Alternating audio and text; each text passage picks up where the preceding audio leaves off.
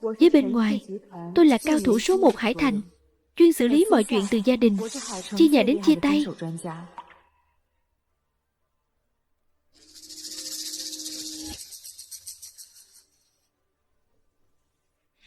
Nói cho tôi biết đây là ai. Chia tay đi, đồ tra nam.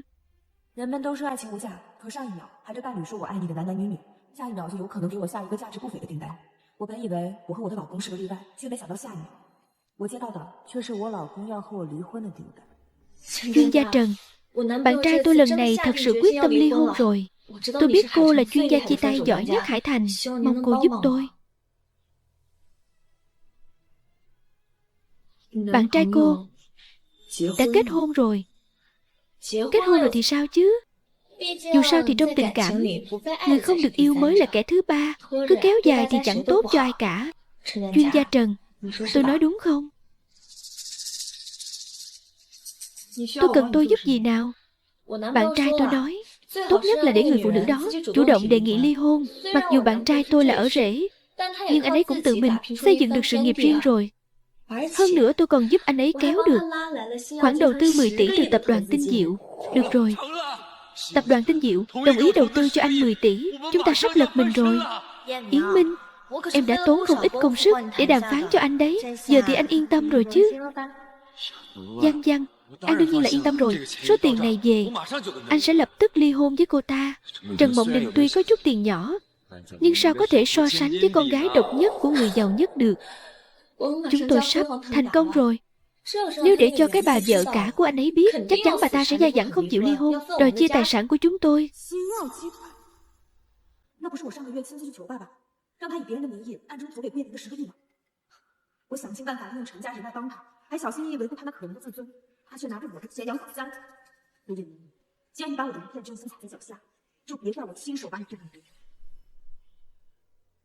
Được rồi, tôi biết rồi. Nhưng trước khi đưa ra phương án chính thức, tôi cần hiểu rõ chi tiết. Toàn bộ quá trình hai người ở bên nhau. Cô Hứa Giang Giang, hai người đã ở bên nhau bao lâu rồi? Tôi và bạn trai tôi đã ở bên nhau 6 năm rồi. Chúng tôi quen nhau ở bệnh viện. Hôm đó hình như người nhà anh ấy phải phẫu thuật, khá là nghiêm trọng. Tôi vừa hay đi ngang qua nên đã an ủi anh ấy vài câu. Thế là chúng tôi quen nhau. Chưa đầy một tuần, anh ấy đã tỏ tình với tôi. Cho nên ngày hai người ở bên nhau là hôm nay 6 năm trước. Đúng. Sao cô biết vậy?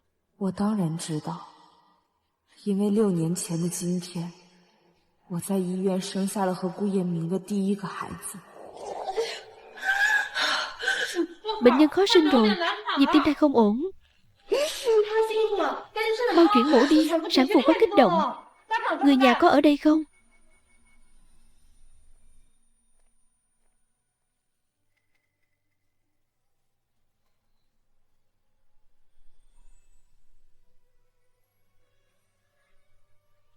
Anh yên tâm, người nhà anh sẽ không sao đâu.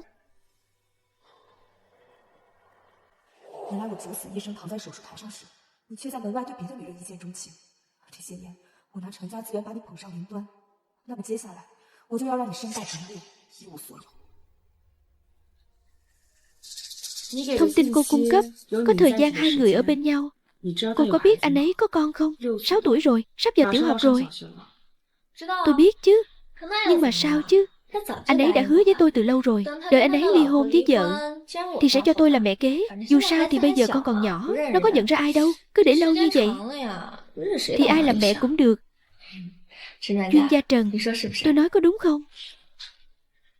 Cô Hứa Giang Giang, cô đã nghĩ đến nếu vợ anh ta phát hiện ra thì sao chưa? Phát hiện ra thì sao chứ? Anh ấy đã nói với tôi từ lâu rồi, công ty này bây giờ là do một tay anh ấy điều hành. Mối quan hệ và nguồn lực này, vợ anh ấy căn bản không thể tiếp xúc được. Hơn nữa, Yến Minh quyết định để cô ấy ra đi tay trắng.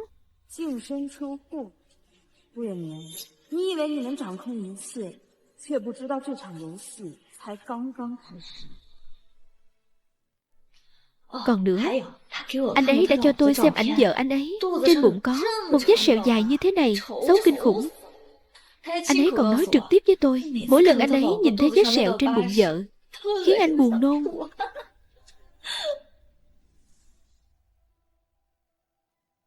Yến Minh, anh có thấy vết sẹo này thật ghê không? Vợ à, đây là huy chương tình yêu của chúng ta. Anh thương em còn không hết, sao lại chê chứ?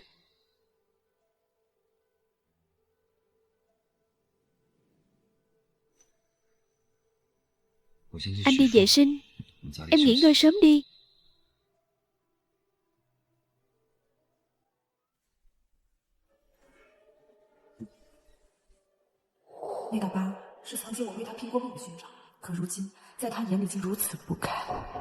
Cô nói xem người này, cô ta nghĩ gì vậy? Bụng đã xấu xí như vậy rồi mà vẫn bám lấy đàn ông không buông. Cô ta có phải là thiếu tình thương không? Có khả năng nào vợ cả của anh ta hoàn toàn không biết những chuyện này không? Không thể nào. Yến Minh ghét cô ấy về mặt sinh lý, trừ khi là khờ khạo. Nếu không sao có thể không cảm nhận được. Tôi nói cho cô biết, mỗi lần trên giường anh ấy đều rất nhiệt tình với tôi. Anh ấy nói là với cái bà vợ già ở nhà không còn hứng thú nữa, ở nhà bị đè nén quá. Chuyên gia Trần, nếu như cô 6 năm nay không có quan hệ vợ chồng, cô không thấy lạ sao? Tôi thấy cô nói đúng, không có quan hệ vợ chồng thật sự không bình thường.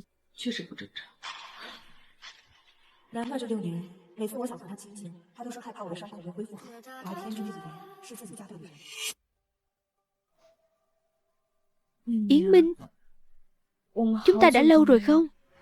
Vợ ơi, em sinh con gái vất vả thế rồi, anh không muốn em phải chịu cảnh đó thêm lần nào nữa. Quá mạo hiểm đấy. Sáng mai công ty còn có khách, anh còn phải vào thư phòng chuẩn bị hợp đồng. Em ngủ sớm đi, đừng đợi anh.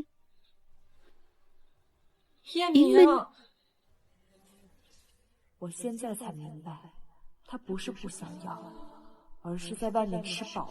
chuyên gia Trần, cô là chuyên gia, chia tay giỏi nhất Hải Thị. Chuyện của tôi và bạn trai tôi nhờ cô giúp đỡ. Được, tôi là người chuyên nghiệp, vụ này tôi nhận. Tuyệt vời, cảm ơn chuyên gia Trần. Sau này tôi lên làm phu nhân cố, chắc chắn sẽ không để cô thiệt đâu. Vậy tôi xin phép đi trước.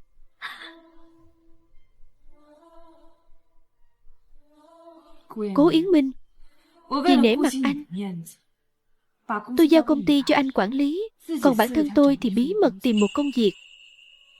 Nhưng không ngờ anh thì có được tiền đồ sáng lạng, còn tôi lại trở thành một người cũ có thể dứt bỏ bất cứ lúc nào.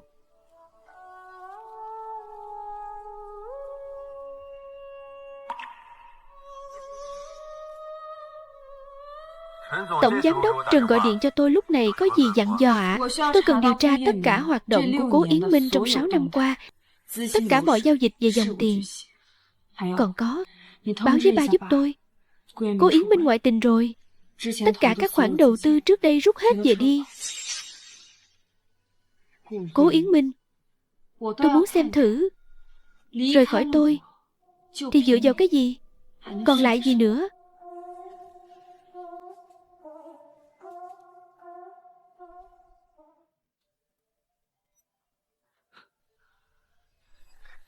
Quần áo may sẵn, trang sức, đồ trang sức, các người tiêu tiền của tôi thật ngọt ngào đến phát ngán.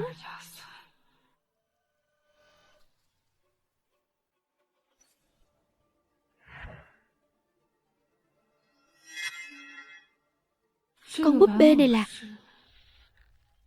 Thiên Thiên. Hôm nay là sinh nhật con, xem bố chuẩn bị quà gì cho con nhé. Cảm ơn ba, tặng con gái ngoan của ba. Chúc mừng sinh nhật.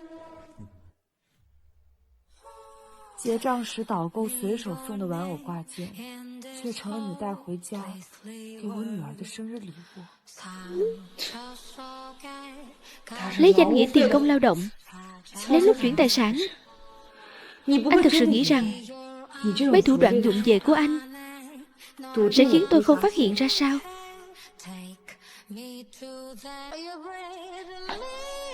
Cố Yến Minh, anh ngoại tình thì thôi đi, vậy mà còn làm trước mặt con gái, thì ra lời hứa quan trọng nhất trên đời này đều có thể là giả dối. Cô Trần ơi, mau giúp tôi xem bộ đồ này được không? Tối nay chồng tôi sẽ dẫn con gái anh ấy cùng tôi đi gặp phụ huynh. Qua tối nay, tôi sẽ đường đường chính chính là bà Cố. Tối nay, anh đưa Thiên Thiên về nhà ba mẹ ăn cơm. Em bận công việc. Anh mua vé xem phim cho em rồi. Tối nay đi xem phim đi, thư giãn một chút nhé. Phim ảnh sao đẹp bằng cơm nhà được. Đã phải gặp ba mẹ. Vậy thì người vợ cả là tôi. Đương nhiên là phải giúp anh xem xét rồi.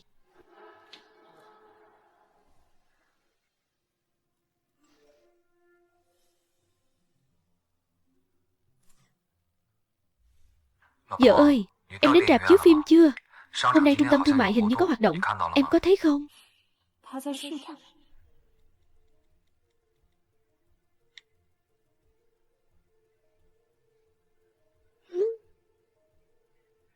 Trông náo nhiệt ghê.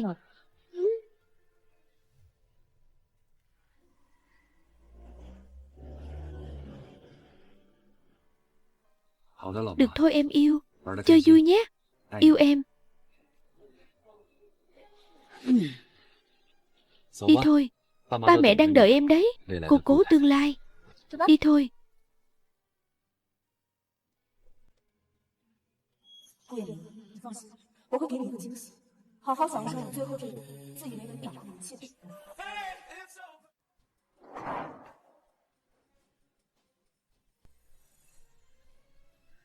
Ba mẹ. Giang Giang, cuối cùng con cũng đến rồi. Cháu chào dì ạ. Trông cháu xinh quá. Gương mặt phúc hậu thế này, ai nhìn cũng thấy quý mến. Thật sự không tồi. Vẫn là con có mắt nhìn đấy. Yến Minh, Văn Văn nhìn là biết tướng dưỡng phu rồi. Hơn cái người phụ nữ kia rất nhiều. Chú quá khen rồi ạ. Có thể giúp được Yến Minh làm việc cho nhà họ Cố đều là việc cháu nên làm. Bà cháu nói với cháu rằng sau này hai nhà chính là một nhà rồi. Phải giúp đỡ nhau nhiều vào. Yến Minh à, đột nhiên xông tới 10 tỷ của Tinh Diệu vẫn chưa chính thức về tài khoản đâu. Lúc này mà để cô ấy biết làm ầm lên thì không hay đâu. Mẹ yên tâm, cô ấy đang xem phim, chắc chắn sẽ không đến đâu. Thế thì tốt rồi.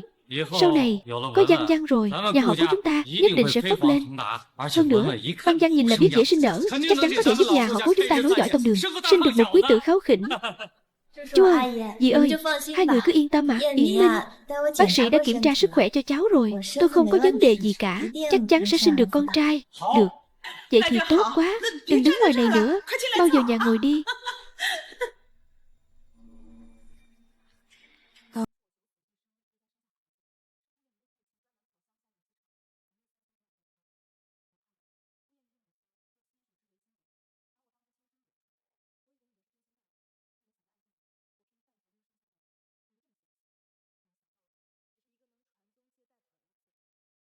Con không nhìn nhầm người rồi. Đây mới là đàn ông nhà họ Cố chúng ta. Anh cả, đừng.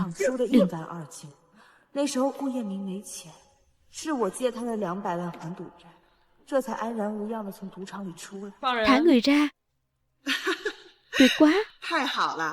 Đứa bé Văn Văn này, dì ba nhìn là thấy có cảm tình liền, đáng tin cậy.是我费尽人脉给他女儿铺桥搭路，才得以让他的孩子出国留学。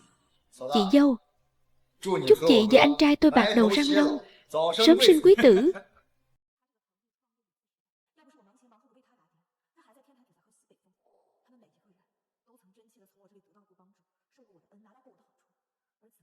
Yến Minh à, con phải mau chóng ly hôn đi.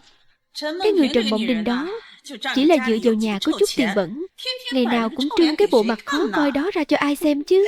Đâu có như Văn Văn nhà ta già thể hiện hết. Tôi nghe Yến Minh nói Văn Văn là con gái độc nhất của người giàu nhất Hải Thành. Chỉ có Văn Văn mới xứng với con trai tôi thôi. Đúng vậy, Văn Văn nhà chúng ta là con gái nhà tài phiệt. Cái gia sản của Trần Mộng Đình ấy mang về cho nhà Văn Văn còn không xứng với các mối quan hệ của nhà Văn Văn. Công ty của Yến Minh mới có thể thăng tiến hơn nữa. Đến lúc đó ấy, nhà họ của chúng ta sắp vươn lên rồi. Đúng vậy, Yến Minh, dòng máu nhà họ Cố chúng ta tuyệt đối không thể đứt đoạn trong tay cô ta.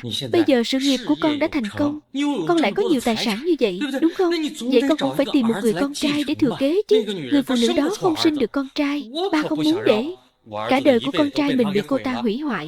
Ba nói đúng. Anh à, anh phải mau đá con gà mái không đẻ trứng kia đi. Chị Văn Văn, chỉ cần chị khẽ động ngón tay là có thể mang về cho anh đơn hàng 10 tỷ. Trần Mộng Đình đó có làm được gì đâu. Ngoài việc tiêu tiền của anh ra, cô ta còn làm được gì nữa? Dì ơi, dì yên tâm, cháu nhất định sẽ cố gắng hết sức giúp đỡ Yến Minh. Dì cứ yên tâm, cháu nhất định sẽ đối xử tốt với Văn Văn.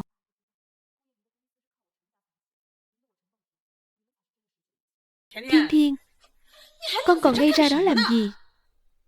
Gọi mẹ đi. Con không muốn. Cô ấy không phải mẹ con tên là Trần Mộng Đình.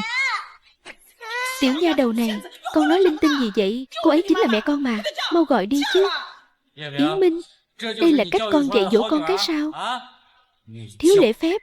Yến Minh, Thiên Thiên có phải không thích em không? Sao lại thế được? Chỉ là con nít chưa hiểu chuyện thôi. Đợi sau này chúng ta kết hôn rồi, em muốn nó làm gì thì nó làm đó. Anh tuyệt đối không xen vào. Cháu qua đây cho ta. Ta bảo cháu gọi, sao cháu không gọi? Con không phải. Con không cần mẹ kế, con chỉ cần mẹ ruột của con thôi. Cái đồ con nít ranh này, mày dám ở đây khóc lóc làm loạn tiệc gia đình. Xem tao dạy dỗ mày. Mày qua đây cho tao. Dừng tay.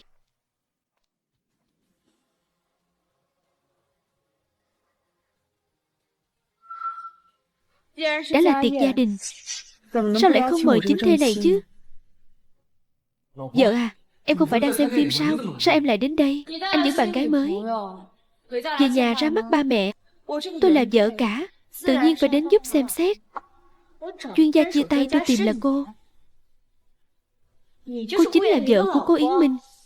Cho nên trước đây cô cứ đùa giỡn tôi, cố tình nghe tôi nói nhiều như vậy, cười tôi à? Mãi bây giờ mới nhận ra à? Trần Mộng Đình, đồ đáng ghét. Văn Văn, nói ít thôi, tại sao tôi không được nói? Mama. Mộng Đình à, cô nói cô đến thì cứ đến đi, cũng không báo trước một tiếng. Nếu tôi báo trước làm sao mà thấy được cảnh tượng hay ho thế này, thì chúng tôi cũng đâu nói sai. Văn Văn đúng là trẻ hơn cô, và gia thế cũng tốt hơn nhà cô. Con người ta đều hướng tới những người ưu tú hơn. Giống như cô, gặp được người đàn ông ưu tú hơn, cô có rung động không? Bây giờ Yến Minh thì sao? Sự nghiệp thành công, tìm người giúp đỡ sinh thêm một đứa con trai. Thế thì có gì sai chứ? Những người theo đuổi tôi, còn nhiều người ưu tú hơn cố Yến Minh, nhưng tôi đã chọn anh ấy. Vậy là tôi nhìn lầm rồi sao? Cô có thể gặp được người tốt như thế nào chứ? Chẳng phải vì con trai tôi tốt sao? Những năm qua, vì cô mà nó đã lăn lộn ngoài xã hội. Nếu không, công ty nhỏ bé của cô đã phá sản từ lâu rồi. Mộng Đình, mong em bà hiểu cho. Ba mẹ cũng chỉ là nhất thời sốt ruột, muốn có cháu bé. Sao em không rộng lượng hơn một chút? Anh có được ngày hôm nay, cố gia các người vinh quang như hiện tại đều là nhờ tôi. Trần Mộng Đình, cả nhà các người hút máu của tôi đã đủ bao dung rồi. Con trai tôi có được ngày hôm nay là do nó tự mình từng bước đi lên, còn nhờ đến cô sao? Chỉ có gia đình hào môn đỉnh cấp như nhà Văn Văn mới xứng với con trai tôi. Mẹ nói đúng, gia thế nhà Văn Văn mạnh đến mức anh không thể tưởng tượng nổi. Tôi hy vọng cô có thể nhận rõ thực tế. Cố Yến Minh, người không nhận rõ thực tế là anh mới đúng. Hứa Văn Văn đó thậm chí không xứng để xách giày cho tôi. Tất cả đều là do sự nỗ lực của Yến Minh. Tôi chỉ là tùy tiện nói với ba tôi một câu thôi. Nhà Văn Văn quả thực đã giúp tôi một việc lớn. Đây là điều cô không thể cho tôi. Hơn nữa, hôn nhân không chỉ cần có tình cảm. Huống chi, tôi và cô đã sớm không còn tình cảm nữa rồi. Cố Yến Minh, anh quên rồi sao? Lúc trước anh đã quỳ xuống trước mặt tôi cầu xin tôi, nói sẽ hứa yêu tôi cả đời. 6 năm nay tôi đã dùng quan hệ của Trần gia cùng với tiền tiết kiệm để trải đường cho anh, thậm chí còn giao toàn bộ công ty của mình cho anh toàn quyền quản lý. Anh báo đáp tôi như thế này sao? Đủ rồi đấy. Đừng tưởng nhà các người có chút tiền là muốn dùng đạo đức để trói buộc con trai tôi. Tôi nói cho cô biết, Văn Văn, cô ấy chỉ cần tùy tay là có thể giúp con trai tôi giành được hợp đồng 10 tỷ của tập đoàn Tinh Diệu. Với chút gia sản của cô thì có là gì đâu. Cô có thể so sánh với Văn Văn được sao? Đúng vậy. Những gì Văn Văn có thể cho tôi là những thứ mà dù cô có cố gắng thế nào cũng không thể chạm tới được. Cô Trần, tình cảm không thể ép buộc, Nếu Yến Minh cần một người đồng hành có thể ở bên cạnh, tôi hy vọng cô có thể hoàn thành. Đơn hàng 10 tỷ của Tinh Diệu là do cô đàm phán được sao? Tôi đã rất khó khăn mới khiến họ tin là tôi đã mang về đơn hàng này. Tuyệt đối không thể để Yến Minh và Cố Gia phát hiện.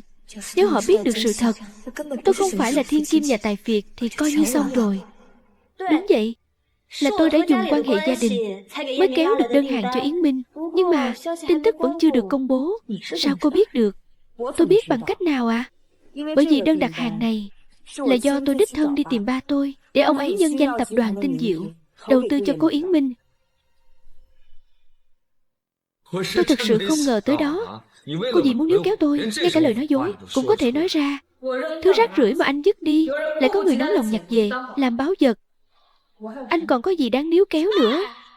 Cô đang nói gì? Cô biết 10 tỷ là khái niệm như thế nào không? Cô có thể lấy ra nhiều tiền như vậy không? Có những thứ bà không thể tưởng tượng được, không có nghĩa là nó không tồn tại. Nói như thật ấy. Nếu chị thật sự có 10 tỷ thì công ty đã lên sàn rồi. Sao có thể chỉ cho anh tôi một công ty nhỏ xíu? Cả nhà chúng tôi không thể nào chịu khổ bấy lâu nay. Thật nực cười, cô Trần. Đơn hàng này là ba tôi nhờ quan hệ mới khó khăn lắm mới khiến họ đầu tư đấy. Cô không thể vì giận tôi và Yến Minh mà cướp công của tôi được. E là cô còn chưa bước chân vào tập đoàn Tinh Diệu nữa là. Cô đã dùng cách gì để làm được vậy? Nói ra chị cũng không biết đâu. Những nhân vật có địa vị như vậy không phải là tầng lớp cô có thể tiếp xúc được. Được thôi, nếu cô đã tự tin như vậy, vậy thì chúng ta cứ đến tập đoàn Tinh Diệu đối chất trực tiếp, xem họ có nhận ra cô không. Chuyện này, chuyện như thế này sao lại phải làm lớn chuyện thế chứ? Yến Minh, anh xem cô ta cố ý vu khống em. Cô ta căn bản không công nhận anh. Không sao đâu. Trần Mộng Đình, nếu cô còn dây dưa nữa, đừng trách tôi gọi người đuổi cô đi. Đừng đuổi mẹ đi. Đồ xấu, tất cả các người đều là người xấu. Khóc cái gì chứ? Chỉ biết khóc thôi. Này, mày nói xem, ngoài khóc ra mày còn biết làm gì nữa không? Thật là mất hứng.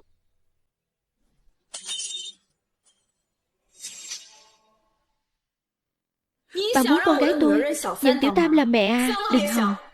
Chuyện đã đến nước này rồi. Nhà họ Cố chúng tôi cũng biết lý lẽ.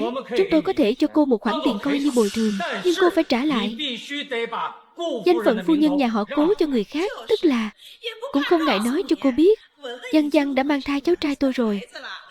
Chúng tôi cũng đã tìm thầy xem hết rồi. Thai này ấy à, chắc chắn là con trai. Nếu biết điều thì mau ký đơn ly hôn đi. Đừng làm chậm trễ việc chúng tôi bế cháu nội. Thật sao? Vậy thì hy vọng đứa bé này có chút khí phách. Đừng học cha nó ăn bám.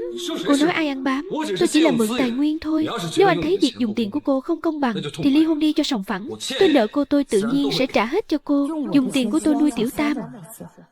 Cố Yến Minh, tôi có thể nâng anh lên thì cũng kéo anh xuống địa ngục. Được thôi, vậy thì ly hôn. Thế mới đúng. Không sinh được con trai, còn làm lỡ dở con trai của chúng ta bao nhiêu năm nay. Tôi sắp trở thành bà Cố rồi. Mọi thứ của nhà họ Cố cuối cùng cũng sẽ là của tôi. Tốt nhất là cô nên nghĩ thông suốt đi. Cứ cười đi. Bây giờ các người cười vui vẻ thế nào thì sau này khi quỳ xuống cầu xin tôi sẽ thảm hại bấy nhiêu. Tất cả mới vừa bắt đầu. Sáng mai 9 giờ gặp nhau ở cục dân chính. 3 ngày sau tôi sẽ ký một hợp đồng. Đến lúc đó tôi sẽ cho cô và Thiên Thiên một khoản tiền đủ cho cuộc sống nửa đời sau của cô và Thiên Thiên.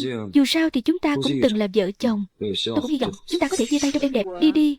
Trần Mộng Đình, cô cố tỏ ra mạnh mẽ làm gì? Đúng, cô có chút tiền lẻ, nhưng đợi tôi lấy được hợp đồng 10 tỷ của Tinh Diệu. Số tài sản nhỏ nhoi của cô thì có là gì? Anh vừa khinh thường tiền của tôi, vừa lại nịnh bợ tôi. Anh thật là tự cao quá rồi đấy. Không có tôi anh chẳng là gì cả. Mộng Đình tỷ, sao chị lại nói năng khó nghe thế chứ? Yến Minh rất có thực lực. Dù không có chị anh ấy vẫn có thể thành công. Đúng vậy. Hơn nữa Thiên Thiên theo tôi mới là thiên kim nhà hào môn đích thực. Tôi có thể đưa Thiên Thiên đến trường học hàng đầu thế giới, toàn là tiếp xúc với giới thượng lưu giàu có. Theo cô thì con sẽ được gì? Số tài sản ít ỏi của cô có thể cho con cuộc sống mà nó muốn không? Con gái của tôi sẽ không sống kém cạnh người khác đâu. Thiên Thiên, lại đây với ba. Sau này nhé, con muốn gì ba sẽ mua cho con cái đó. Không, con không cần đâu. Con chỉ cần mẹ của con thôi. Ba là người ba xấu. Xem kìa, cô đã dạy dỗ con cái thành cái kiểu gì vậy? Nếu hôm nay cô đưa nó đi khỏi đây, cô chính là đang hủy hoại tương lai của nó. Thiên Thiên, tương lai tốt nhất chính là tránh xa loại người như anh. Đợi tôi lấy được đơn hàng của Tinh Diệu, cô có quỳ xuống cũng không kịp nữa rồi. Hãy chờ xem. Thiên Thiên, chúng ta đi thôi. Đợi tôi lấy được đơn hàng 10 tỷ của Tinh Diệu, tôi sẽ là nhân vật mới nổi trong giới kinh doanh. Đến lúc đó, các người sẽ phải hối hận đấy. Lục Chấp, sao cậu lại ở đây? Tôi đặc biệt đợi cậu.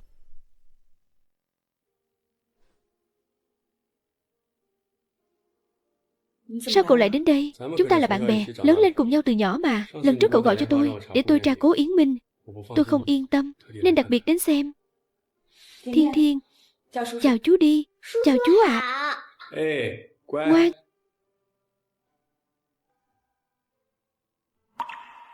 Thật sự ly hôn rồi sao?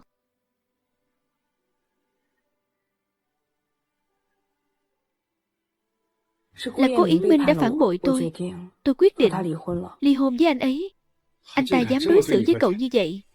Tôi đi tìm anh ta tính sổ. Đừng đi. Cậu vẫn chưa quên được anh ta sao? Tôi chỉ thấy nực cười. Tôi, Trần Mộng Đình, chuyên gia chia tay lợi hại nhất Hải Thành, đã giúp vô số người nhìn rõ bộ mặt thật của đối phương. Vậy mà lại bị một gã tra nam lừa cho quay cuồng. Người trong cuộc thì mê muội, người ngoài cuộc thì sáng suốt. Người sai là anh ta, chứ không phải cậu. Càng không phải chuyên môn và năng lực của cậu. Cậu không thể vì lỗi lầm của người khác mà tự trách mình. Cậu nói đúng. Người sai là anh ta. Cho nên, người như vậy càng không đáng. Cậu đích thân ra tay. Tôi đã có thể nâng anh ta lên, thì tôi cũng có thể kéo anh ta xuống. Tôi muốn xem thử, khi không còn sự ủng hộ của tôi, cô Yến Minh kia rốt cuộc còn có bản lĩnh gì? Cậu định làm gì?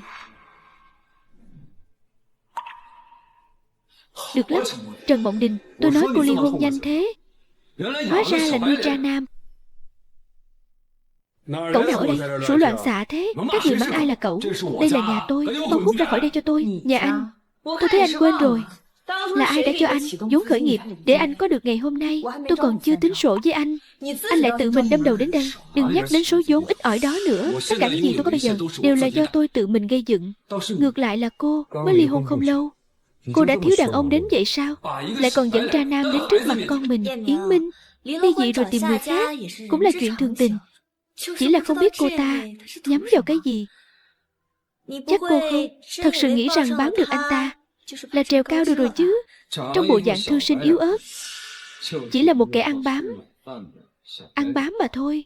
Ăn bám. Cố Yến Minh, anh cần tôi nhắc lại chuyện trước đây anh dựa vào tôi mà leo lên không? Sao anh dám nói người khác ăn bám? Ăn bám đến mức này tôi mới thấy lần đầu đấy. Đừng có vu oan cho tôi ở đây. Tất cả những thứ này đều do tôi tự mình gây dựng nên. Ngược lại là cô vừa mới ly hôn không lâu lại dẫn tra nam về nhà. Cô có nghĩ đến cảm nhận của Thiên Thiên không? Điều này sẽ ảnh hưởng đến tâm lý của Thiên Thiên. Cô hoàn toàn không xứng làm mẹ. Anh thì sao? Anh đưa Tiểu Tam đến cửa vào nhà. Anh ép Thiên Thiên gọi cô ta là mẹ. Anh có nghĩ đến cảm nhận của con bé? Anh có nghĩ sẽ gây tổn thương cho con không? Có một người cha như anh mới là tổn thương lớn nhất đối với con bé. Tôi là ba ruột của nó. Nó phải nghe lời tôi. Thiên Thiên lại đây.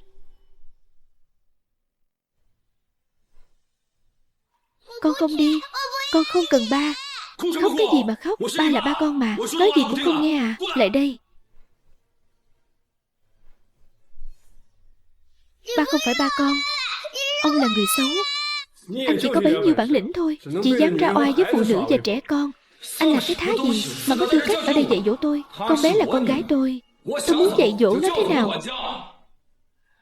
Cố Yến Minh, từ lúc Thiên Thiên sinh ra đến giờ, anh có chăm sóc nó không? Việc gì mà tôi không tự tay làm? Tôi không bôn ba ngoài kia thì lấy đâu ra tiền nuôi gia đình? Tôi bận tối mắt tối mũi ở ngoài. Chẳng phải là muốn các người có cuộc sống tốt hơn sao? Cô là người phụ nữ ở nhà chăm con. Cô hiểu gì chứ? Yến Minh, chị Mộng Đình không thể hiểu được sự vất vả của anh ngoài kia. Nhưng em thì hiểu. Nếu là em nhất định sẽ chăm lo chu toàn việc nhà, để anh không phải lo lắng gì cả. Ra ngoài phấn đấu.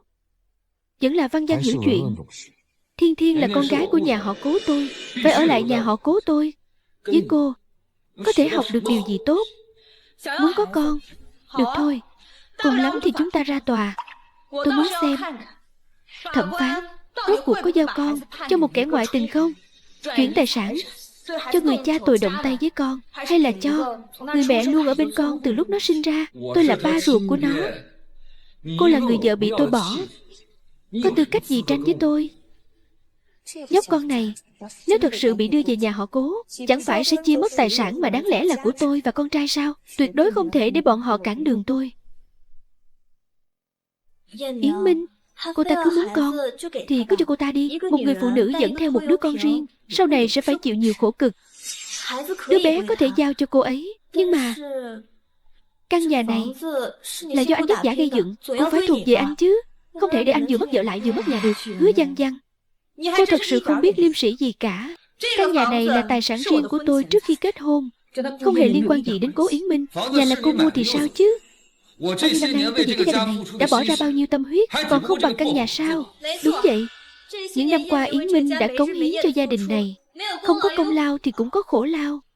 Xét cả về tình lẫn lý, căn nhà này nên được đền bù cho Yến Minh. Tôi đây là lần đầu tiên thấy cướp bóc được nói nhẹ nhàng thoát tục như vậy. Sự vô sĩ của các người thật sự không có giới hạn. Tôi đây là lần đầu tiên thấy cướp bóc được nói nhẹ nhàng thoát tục như vậy. Sự vô sĩ của các người thật sự không có giới hạn. Đừng xen vào chuyện của chúng tôi. Lúc trước tôi đúng là bị mù, mới gả cho gã ăn bám như anh. Anh lại còn mặt dày muốn lấy nhà của tôi. Bây giờ ngay lập tức ra khỏi nhà ngay. Đây là nhà tôi. Tại sao tôi phải đi? Muốn đi thì là cái thằng trai nam kia đi. Không đi đúng không? Cô làm gì đấy? Có hai lựa chọn. Hoặc là các người tự đi ra ngoài, hoặc là tôi tiễn các người ra ngoài.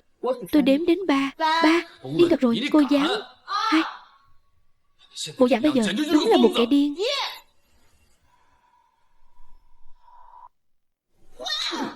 Nói cho cô biết, tôi không tha cho cô.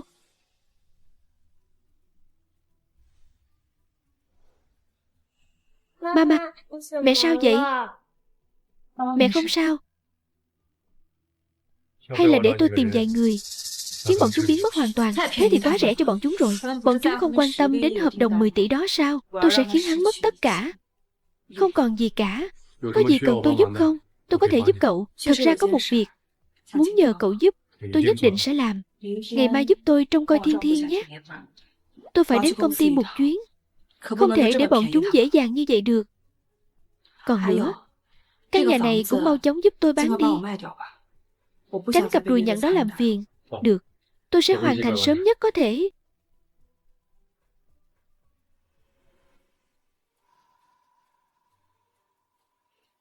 Có chuyện gì vậy, Trần Tổng? Bình thường ngài không đến công ty. Những người này đều là Cố Tổng sắp xếp vào, nói là người nhà. Bình thường họ vẫn như vậy, không ai dám quản. Không ai dám quản.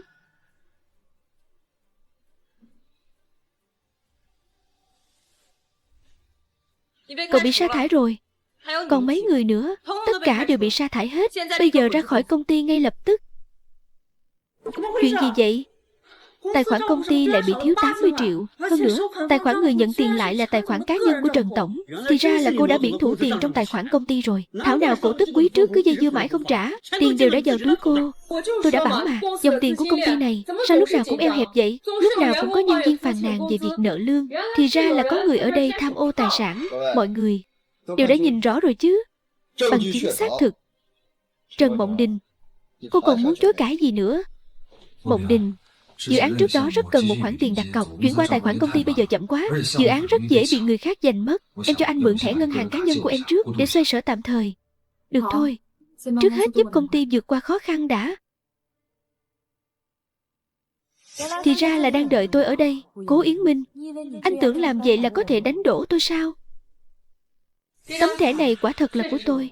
Vì cô đã thừa nhận rồi, cô còn gì để nói nữa. 80 triệu không phải là con số nhỏ đâu. Lỡ như dòng tiền của công ty bị đứt, công ty sẽ phá sản. Chúng tôi tin tưởng cô vậy. Cô lại làm ra chuyện như thế này. Chuyển tiền của chúng tôi vào tài khoản cá nhân của cô. Cô có xứng đáng với chúng tôi không? Nhưng tấm thẻ này một tháng trước đã bị cô Yến Minh lấy đi với lý do là đặt cọc cho dự án. Anh tôi bao nhiêu năm nay đã cống hiến cho công ty bao nhiêu, mọi người đều thấy rõ mà. Sao anh ấy có thể làm chuyện đó được? Rõ ràng là chính cô đã lấy tiền đi rồi, bây giờ lại muốn đổ tội cho anh tôi. Sau khi dự án thành công, Anh Cố là người duy nhất, không có lý do gì mà biển thủ tiền công ty cả. Nếu mọi người đều muốn xem thì... Vậy hôm nay chúng ta hãy cùng xem toàn bộ lịch sử giao dịch sau khi chiếc thẻ này được tôi cho mượn, xem số tiền này rốt cuộc đã vào túi ai.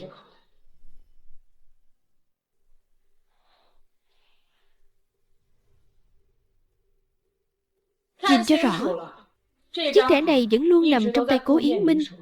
Là anh ta tiêu tiền ngày 29 tháng 6, cửa hàng Rolex Hải Thành. Một chiếc đồng hồ đeo tay nam, chục, trăm, nghìn, vạn, 480.000. Ngày hôm sau còn mua một chiếc Porsche. Điều này nói lên điều gì chứ? Có thể nào là Trần Mộng Đình nuôi cho tra nam của mình không? Trần Mộng Đình chỉ dùng tiền công ty nuôi tra nam à? Thật không biết xấu hổ. Vậy thì tôi muốn xem thử cái khám chuyên khoa nam khoa của bệnh viện này cũng là do tôi tự đăng ký đúng không? Cười cái gì? Trần Mộng Đình, tấm thẻ này là của cô, ngoài cô ra không ai dùng được. Bằng chứng rành rành ra đây rồi. Anh lại chối quanh. Anh không nghĩ tôi cũng khờ khạo như anh à? Lấy tiền công ty mình xài cho bản thân. Trần Mộng Đình, đừng có ở đây mà lằng nhằng nữa. Khi anh tôi cống hiến hết mình cho công ty, cô đã đến công ty mấy lần. Bây giờ cô còn mặt dày nói công ty là của cô sao? Từ lúc tôi đến công ty, chỉ thấy Cố tổng mỗi ngày bận đến đầu tắt mặt tối, nhưng chưa bao giờ thấy cô đâu. Đúng vậy, tôi tin tưởng Cố tổng. Công ty này chỉ là một công ty con, nhỏ bé dưới quyền tôi. Lúc đầu giao cho Cố Yến Minh thực hành nên mới giao cho hắn quản lý. Trần tổng, tài khoản nhận tiền này quả thực là của anh cần phải giải thích rõ ràng cho tất cả chúng tôi. Đây là tiền của công ty, là tiền của tất cả chúng ta đấy. Không thể cứ thế mà bị chuyển đi một cách mờ ám như vậy được. Nhất định phải cho chúng tôi một lời giải thích. Được thôi, nếu các người đã muốn giải thích, vậy thì báo cảnh sát đi, để thanh tra đến điều tra cho rõ. Số tiền này rốt cuộc là ai lấy đi? Báo đi, xem thanh tra đến bắt ai. Không thể báo cảnh sát. Anh, cô ta đã chuyển. Số tiền anh vất vả kiếm được đi hết rồi. Anh không thể dễ dàng bỏ qua cho cô ta. Tất cả chúng tôi đều biết rồi. Công ty bị thiếu 80 triệu. Tài khoản nhận tiền là của Trần Mộng Đình. Đúng vậy, chúng ta tận mắt thấy. Số tiền này đúng là bị cô ta biển thủ rồi. Thôi bớt nói vài câu đi. Tôi nghĩ Mộng Đình chắc là gặp phải chút khó khăn, nhất thời hồ đồ nên mới phạm sai lầm. Nhưng mọi người yên tâm, số tiền này nhất định sẽ trả lại thôi. Đúng vậy, ai mà chẳng có lúc khó khăn, cũng khó tránh khỏi sai lầm. Mọi người cứ rộng lượng hơn một chút đi. Chị Mộng Đình, việc báo cảnh sát đều không tốt cho chị và công ty. Chị nghe lời Yến Minh, trả tiền lại đi. Chắc là mọi người sẽ không đổ lỗi cho chị đâu. Bù vào đi. Tôi không có tiền, cứ báo cảnh sát bắt tôi đi.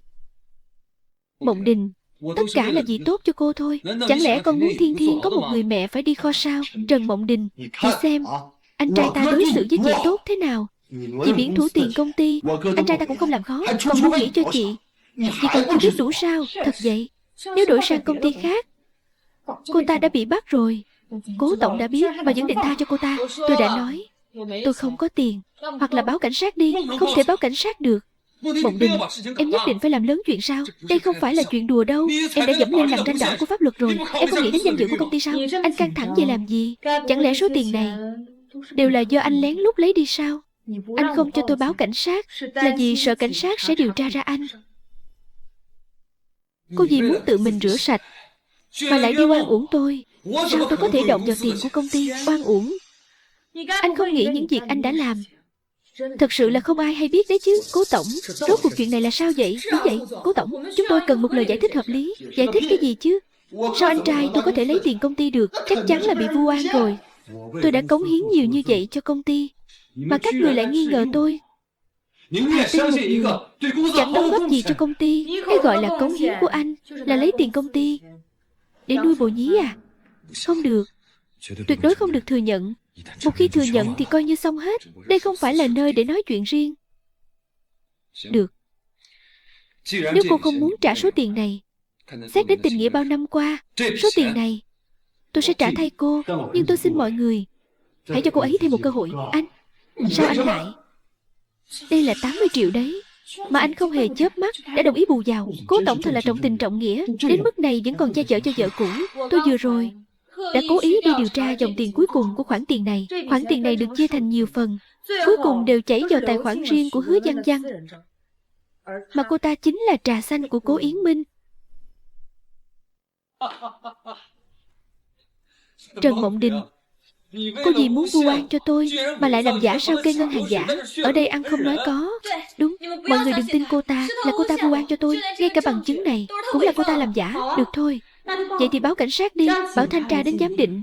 Đúng, đây không chỉ là biển thủ công quỹ nữa, đây là tham ô tài sản. Đúng vậy, hay là báo cảnh sát đi. Anh ơi, chuyện này là sao vậy? Em mượn anh tiền, nói là để làm sính lễ. Anh nói tiền công ty đều bị Trần Mộng Đình biển thủ rồi, không lấy ra được. Nếu thực sự là anh lấy, chút tiền này cũng không cho em không phải đang xoay sở không kịp sao? Tạm thời dùng tiền của em giúp anh bù vào. Anh không muốn ngồi tù. Tiền của em đều đã đầu tư vào dự án mà bạn em giới thiệu rồi. Tháng trước ba vừa chuyển cho tôi 50 triệu, sẽ không cho em nữa đâu. Làm gì tôi có 80 triệu. Tôi còn chẳng rút nổi 8 vạn ra nữa. Mấy món đồ xa xỉ này vẫn là vay tiền mua đấy. Cái gì cơ? Yến Minh, em nhớ tài khoản cá nhân của anh không phải vẫn còn tiền sao? Anh tìm cách xoay sở trước đi, rồi tính sau. Tôi dùng đều là thẻ phụ của Trần Mộng Đình. Tiền từ đâu ra vậy, Cố tổng? Anh cứ không chịu báo cảnh sát. Chẳng lẽ số tiền này là anh lấy thật sao? Tôi đã nói mà, thì ra công ty cứ luôn có người trì hoãn việc kiểm tra sổ sách. Thì ra là anh đã cuỗm mất tiền của chúng ta, còn muốn mượn chuyện này để vu oan cho Trần tổng. Chúng ta đúng là mù quáng, mà lại tin tưởng anh như vậy. Nói đi, 80 triệu này anh định giải quyết thế nào? Số tiền này cứ coi như là anh trai tôi lấy đi. Thì sao chứ? Anh trai tôi và chị Văn Văn đã mang về cho công ty đơn hàng 10 tỷ của tập đoàn Tinh Diệu. Tiêu chút tiền này thì sao? Đơn hàng 10 tỷ của tập đoàn Tinh Diệu. Cậu không thực sự nghĩ là Hứa Văn Văn kéo đến đúng không? Lúc trước cô đã muốn cướp công lao của chị Văn Văn rồi. Hôm nay trước mặt bao nhiêu người cô còn muốn. Cái đơn hàng 10 tỷ kia không phải là chị Văn Văn kéo đến, mà là cô kéo đến sao? Trần tổng, nếu Cố tổng đã hứa sẽ bù đắp, hơn nữa cô hứa cũng thực sự vì công ty mang về đơn hàng 10 tỷ, cũng coi như có công lao. Chi bằng chuyện này cứ cho qua đi. Đúng vậy, mọi việc hòa thuận là quan trọng nhất. Lấy công ty làm trọng, lấy đại cục làm trọng mà. Vậy nếu tôi không đồng ý thì sao? Cô đừng quá đáng. Các cổ đông khác đã không truy cứu nữa rồi, sao cô cứ dai dẳng mãi thế? Tiền của công ty không phải tự nhiên mà có, càng không phải để cho những kẻ không ra gì bỏ túi riêng. Cố Yến Minh, 80 triệu này hôm nay anh nhất định phải trả. Tôi đã nói rồi, đơn hàng 10 tỷ của tập đoàn Tinh Diệu một khi ký kết, tiền vốn vào tài khoản tôi sẽ lập tức trả gấp đôi. Cố Yến Minh nói được làm được. Đây cũng là một cách. Đúng vậy, bồi thường gấp đôi, công ty cũng không lỗ. Đợi anh tôi ký được hợp đồng 10 tỷ. Số tiền này có là gì? Vậy nếu hợp đồng này không ký được thì sao? Khoản thiếu hụt 80 triệu này anh ta lấy gì bù vào? Văn Văn đã nói với tôi rồi, chuyện này cô ấy bảo đảm nhất định sẽ ký hợp đồng. Yến Minh nói đúng, đơn hàng này nhất định sẽ ký thành công. Lần trước tìm đến ông chủ tập đoàn Tinh Diệu, ông ấy quả thực đã đích thân đồng ý sẽ đầu tư dự án này cho Cố Yến Minh, nên tôi mới tốn bao công sức tiếp cận ông ấy. Nếu anh tôi và chị Văn Văn đều không ký được, cô ký được chắc. Tôi quả thực có thể ký được. Cô còn chưa thấy hợp đồng, cô ký cái gì chứ? Cô ký đi, chị Mộng Đình. Em biết trong lòng chị đang có giận, cũng muốn dành chút thể diện trước mặt Yến Minh. Nhưng đơn hàng này thật sự là nhờ ba tôi giúp đỡ mới có được. Đừng nói là đơn hàng, ngay cả người khác, ngay cả mặt tổng giám đốc tập đoàn Tinh Diệu còn chẳng thấy mặt. Đúng là, sao lại có mặt mũi nói là cô có thể ký được? Hứa Văn Văn, nếu ba cô có bản lĩnh như vậy, 80 triệu thì không đến mức không lấy ra được chứ. Nhà Văn Văn có lấy ra được không thì liên quan gì đến cô? Cô đừng có mà đánh trống lãng. Tôi nói cho cô biết, đơn hàng 10 tỷ của tập đoàn Tinh Diệu chỉ công nhận một mình tôi Cố Yến Minh, không có tôi. Ai cũng không ký được hợp đồng này. Anh có thể vênh váo trước mặt tôi như vậy là nhờ tôi đã mềm lòng tặng anh cổ phần công ty. Đã đến lúc phải lấy lại tất cả vốn lẫn lãi. Vì anh nói rằng tập đoàn Tinh Diệu chỉ công nhận anh, vậy thì chúng ta cá cược đi. Cá cược gì? 3 ngày sau là tiệc ký kết hợp đồng của tập đoàn Tinh Diệu. Ai có thể giành được đơn hàng 10 tỷ này thì người đó thắng. Người thua cuộc phải chuyển nhượng toàn bộ cổ phần trong công ty của mình vô điều kiện cho người thắng cuộc. Anh thấy sao? Trong tay cô ấy đang nắm giữ 51% cổ phần công ty, là cổ đông lớn nhất của công ty. Anh tôi mà thắng thì công ty sẽ hoàn toàn là của cố gia chúng tôi. Anh cứ cá cược với cô ta đi. Cô ta tự dâng tới cửa mà, không lấy thì phí lắm. Được, tôi cược với cô. Dù sao nhà Văn Văn cũng có quan hệ. Tổng giám đốc Tinh Diệu cũng đã nói chỉ định ký hợp đồng với tôi. Trần Mộng Đình cô ta ngoài có chút tiền lẻ thì còn gì nữa. Ván cược này tôi chắc chắn thắng. Chị Mộng Đình, tôi khuyên chị vẫn là nên nhận thua đi. Dù sao thì tập đoàn Tinh Diệu chỉ công nhận Yến Minh, chứ không phải bất kỳ kẻ nào cũng có thể đạt được đâu. Chị đừng để thua thảm hại quá nhé. Anh thắng cô ta và đuổi cô ta ra khỏi công ty. Mấy người kia ấy mà, cứ chờ mà tay trắng ra đi đi. Có thời gian sủa bậy ở đây, sao không giúp anh trai cậu nghĩ cách thoát thân đi. Hẹn gặp lại ở buổi tiệc tối 3 ngày nữa.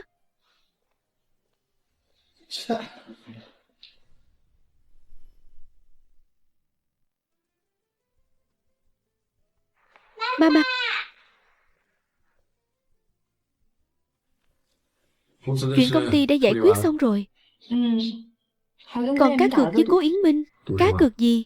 Cá xem đơn hàng 10 tỷ sau 3 ngày sẽ về tay ai. Người thua sẽ chuyển nhượng toàn bộ cổ phần. Cố Yến Minh lại đồng ý. Anh ta có phải tự tin vào bản thân không? Có hiểu lầm gì sao? Khờ khạo, hắn thua chắc rồi.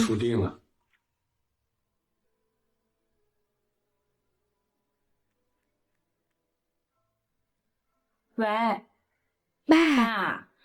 3 ngày nữa thì ký kết của tập đoàn Tinh Diệu. Con cần ba tự mình công bố đơn hàng 10 tỷ đó là ba cho con gái của ba. Là thằng nhóc Cố Yến Minh đó bắt nạt con à? Được, ba nghe lời con hết. Cảm ơn ba. Cố Yến Minh, sai lầm lớn nhất của anh là quên mất tất cả những gì anh đang có. Tất cả là do tôi cho anh. Tôi muốn anh nhận rõ sự thật. Anh chỉ là một kẻ ăn bám, chẳng làm được gì nên thân.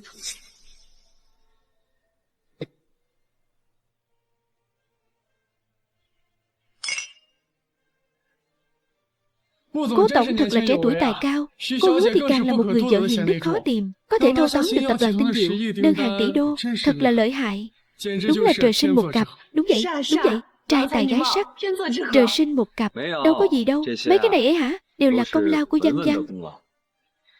Tôi chỉ giúp một chút thôi. Tất cả là nhờ nỗ lực của Yến Minh.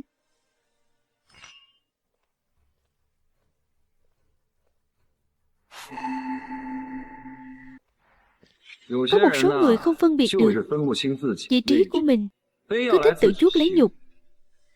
Yến Minh đừng nói vậy. Chị Mộng Đình có lẽ chỉ muốn đến xem chút thôi. Dù sao thì với một bữa tiệc cấp độ này, có thể sau này chị ấy sẽ không còn cơ hội đến nữa.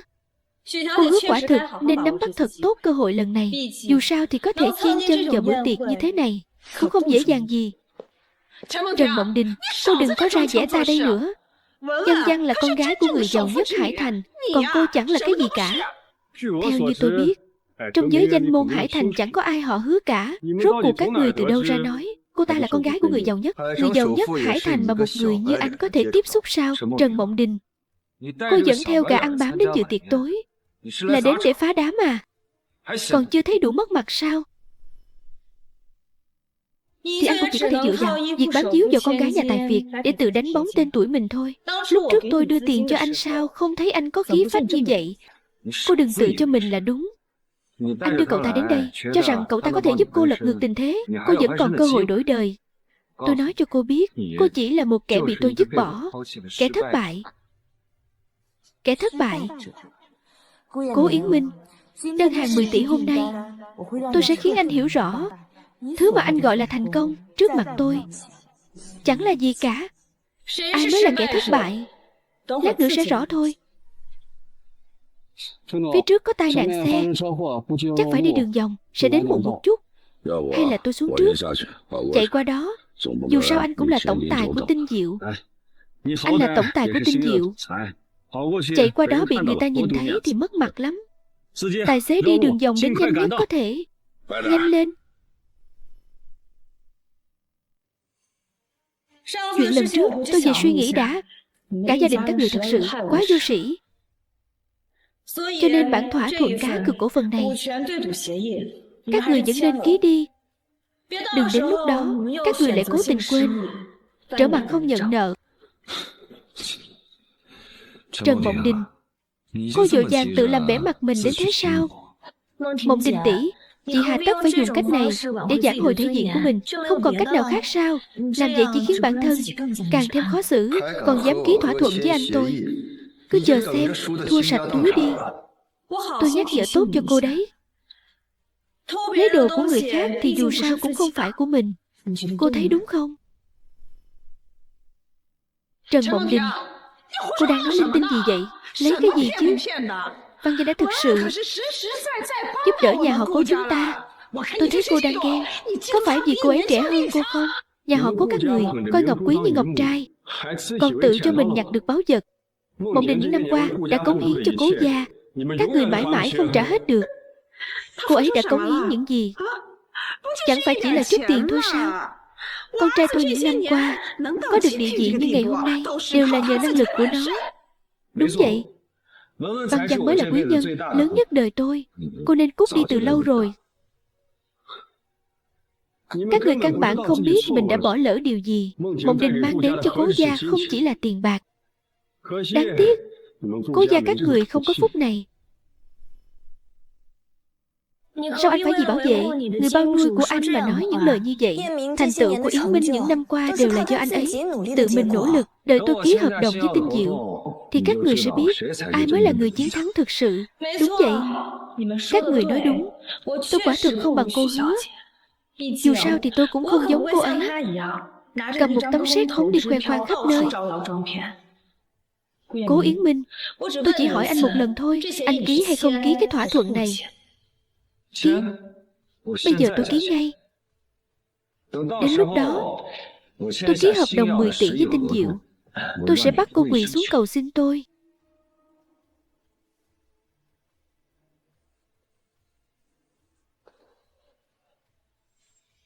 Thấy chưa? Anh tôi ký rồi. Chữ trắng mực đen này là chắc chắn rồi. Đừng đến lúc đó mất cổ phần mà khóc lóc quay lại cầu xin chúng tôi. Đúng vậy. Đợi chúng tôi ký được hợp đồng 10 tỷ, xem cô còn tự tin được. Tổng tài đến. Đến rồi, đến rồi. Tổng tài tập đoàn Tinh Diệu đến rồi. Vậy thì Cố gia chúng ta chẳng phải cũng sẽ thăng tiến sao? Sau khi ký được đơn hàng 10 tỷ này, vậy thì Cố gia chúng ta chẳng phải cũng có thể chen chân vào hàng thế gia Hải Thành rồi sao? Đúng vậy. Nghe thấy chưa? Quý nhân của anh tôi đến rồi. Những nhân vật lớn tầm cỡ này, cả đời chị chỉ có thể gặp được đếm trên đầu ngón tay. Hãy nhìn cho kỹ vào, chị đã đánh mất tất cả như thế nào. Yến Minh, mau đi đi, đừng để tổng tài đợi lâu. Tôi đã cho cô cơ hội, chính cô không biết quý trọng. Mọi chuyện đã quá muộn rồi, tránh ra. Ngài chính là tổng tài của tập đoàn Tinh Diệu sao? Thật là trẻ tuổi tài cao ạ. Chào anh Lý, tôi là Cố Yến Minh. Đây không phải là trợ lý của chủ tịch tập đoàn Tinh Diệu. Anh Dương sao? Đến chủ tịch tập đoàn Tinh Diệu mà cũng nhận nhầm. Thế thì hợp tác này đàm phán thế nào?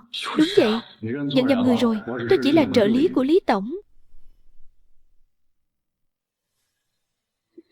Đến người cũng không nhận ra, còn dám mơ hão giành được đơn hàng 10 tỷ. Đừng ở đây nói móc nữa. Yến Minh chẳng qua là hôm qua không nghỉ ngơi tốt đến nhận nhầm người thôi. Chắc chắn là đến cho chúng tôi. Có gì to tát đâu. Trợ lý Dương đến rồi. Chắc chắn là đến gửi hợp đồng cho chúng ta. Đơn hàng 10 tỷ này đã nằm trong tay rồi. Chị mau phải quỳ xuống cầu xin chúng tôi thôi. Đúng vậy. Đợi tôi ký hợp đồng với Tinh Diệu. Đến lúc đó cô phải quỳ xuống xin lỗi tôi và Văn Văn. Trợ lý Dương, tôi chuẩn bị xong rồi. Mau ký hợp đồng đi. Xin hỏi cô Trần là ai ạ? Tôi đây. Cô Trần, tôi được lệnh của tổng giám đốc đặc biệt mang hợp đồng đầu tư 10 tỷ này đến tay cô. Điều này không thể nào. Chắc chắn ngài đã nhầm rồi. Văn Văn là con gái của người giàu nhất mà. Hợp đồng này sao có thể đưa cho Trần Mộng Đình được? Trợ lý Dương, ngài còn nhớ tôi không? Lần trước ở Tinh Diệu tôi còn gặp cả tổng tài nữa. Là tôi và tổng tài đã chốt đơn hàng 10 tỷ đó. Tôi quả thực đã ở văn phòng tổng tài gặp cô gái này. Lúc đó tổng tài còn đặc biệt dặn dò phải tiếp đãi thật tốt. Tổng tài vừa gọi điện nói để tôi gửi hợp đồng cho tiểu thư Trần, con gái của người giàu nhất. Chẳng lẽ tôi nghe nhầm? Không phải họ Trần mà là cô gái này. Đúng vậy. Trợ lý Dương, Văn Văn mới là con gái thật sự của người giàu nhất. Anh đừng để một số người gạt nhé. Xin lỗi, vừa rồi có lẽ là tôi nói nhầm. Hợp đồng này thật sự là gửi cho cô Hứa Văn Văn. Trợ lý Dương, anh có chắc là muốn trở mặt không? Tôi không nói sai. Đây là tổng tài đích thân dặn dò. Hợp đồng này là dành cho cô Hứa Văn Văn. Cảm ơn trợ lý Dương thay tôi gửi lời hỏi thăm tổng giám đốc. Thấy chưa? Cô còn gì để nói nữa không? Dân Giang mới là thật sự con gái nhà tài phiệt, sao có thể là cô? Vì hợp đồng đã ký rồi, theo thỏa thuận cá cược cô nên giao cổ phần ra. Đúng vậy. Trắng đen rõ ràng ghi rành rành. Cô muốn chối à? Trợ lý Dương, tôi đề nghị anh gọi điện ngay bây giờ xác nhận lại với tổng tài. Anh chắc chắn hợp đồng này thật sự là dành cho Hứa Văn Văn sao? Cô Trần, cô đang nghi ngờ năng lực chuyên môn của tôi sao? Tôi là trợ lý trưởng của tổng tài. Tổng tài đã dặn tôi giao hợp đồng này cho tiểu thư cả. Sao có thể chuyện quan trọng như vậy mà có thể nhớ nhầm? Mộng Đình tỷ, em biết chị rất khó chấp nhận sự thật này, nhưng mà cứ dây dưa như vậy thật khó coi. Sắp thất bại rồi mà vẫn cố gắng dùng dãy. Đáng tiếc, sự thật đã bày ra trước mắt rồi. Trợ lý Dương, chuyện chỉ cần một cuộc điện thoại là xác nhận được, sao lại cứ lần khân mãi thế? Chẳng lẽ là ngay cả anh cũng không chắc chắn? Ý anh là sao? Tôi nói lần cuối cùng đây, hợp đồng này là gửi cho cô Hứa Văn Văn, tuyệt đối không sai. Nói đúng lắm, mấy người này ấy mà là không thấy quan tài không đổ lệ. Chữ ký đã rõ ràng rồi, còn muốn giở trò gì nữa? Nói cho cô biết, cổ phần này cô cho dù có muốn hay không cũng phải cho, không cho cũng phải cho. Mẹ ơi, đừng sợ, có mẹ ở đây. Anh không xác nhận lại một lần nữa sao? Nếu có bất kỳ sai sót nào xảy ra, e là anh không gánh nổi đâu. Trách nhiệm này tôi đương nhiên là chắc chắn. Cô Hứa là tổng tài, đích thân dặn dò phải tiếp đãi thật tốt vị khách quý này. Sao tôi có thể nhầm lẫn được? Nghe thấy chưa? Bây giờ cô còn gì để nói? Yến Minh, đừng như vậy. Cho chị Mộng Đình chút thể diện đi mà. Trần Mộng Đình, bấy nhiêu năm nay cố gia chúng tôi đối với cô đã quá đủ nhân tình nghĩa lý rồi. Nếu không phải vì cô đã sinh ra cái cô nhóc này, lẽ ra tôi đã đuổi cô ra ngoài từ sớm rồi. Bây giờ cô ngoan ngoãn đưa cổ phần ra đây, chúng tôi cũng sẽ không làm lớn chuyện, vẫn còn giữ lại chút thể diện cho cô. Hay lắm, đúng là hết tình còn nghĩa. Dùng tiền của tôi mà còn khinh thường tôi, bây giờ còn muốn chiếm đoạt cổ phần của tôi sao? Cách suy nghĩ của nhà họ Cố đúng là khiến tôi phải mở mang tầm mắt. Tôi đã sớm biết các người sẽ giở trò rồi. Không sao cả, tôi đã chuẩn bị sẵn sàng từ lâu rồi.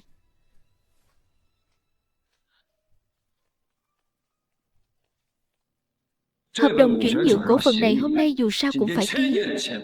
Không ký cũng phải ký. Hôm nay anh đã quyết tâm công khai ép buộc đúng không? Ép buộc gì chứ? Là thỏa thuận cá cược viết rõ ràng trên giấy trắng mực đen. Tôi thắng rồi thì cô phải chuyển nhượng cổ phần cho tôi. Anh nghĩ kỹ chưa? Các người đang phạm pháp đấy. Cút sang một bên cho tôi. Đây là chuyện nhà của cố gia chúng tôi. Bấy nhiêu năm nay đều là con trai tôi một mình điều hành công ty. Cô ta là người ngoài, dựa vào cái gì mà giữ cổ phần? Chỉ vì công ty họ Trần sao? Cô Yến Minh chẳng qua chỉ là cẩu canh cổng của công ty tôi thôi. Cẩu gan lớn rồi à? Còn muốn cắn chủ nhân sao? Nói bậy. Nếu công ty không có anh tôi khổ công gây dựng thì đã phá sản từ lâu rồi. Mau giao cổ phần ra đây, rồi cút đi. Bắt cô ta lại.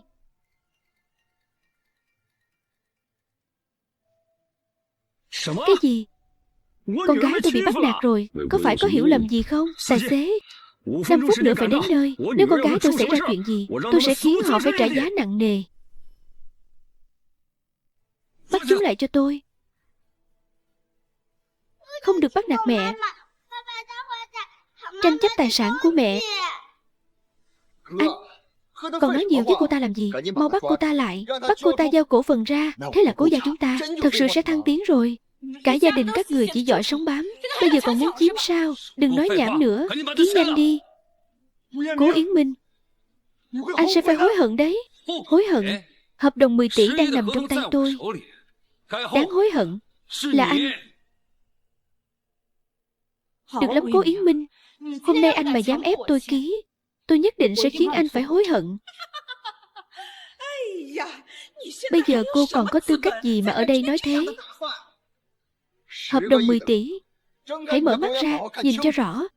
Quyết định đúng đắn nhất mà chị đã làm trong đời này chính là giao công ty cho anh trai tôi quản lý. Với năng lực của anh tôi, chắc chắn là của anh tôi rồi. Hợp đồng 10 tỷ Các người không nghĩ rằng cái này thật sự là dành cho Cố Yến Minh chứ hả? Đợi ba tôi đến, các người không ai thoát được đâu. Dọa ai chứ? Nếu ba chị thật sự có bản lĩnh đó, ông ta chỉ cho chị công tỷ nhỏ sao? Mà còn dám cứng miệng à? Tôi xem cô cứng được đến bao giờ. Đã không biết điều thì đừng trách tôi không khách khí.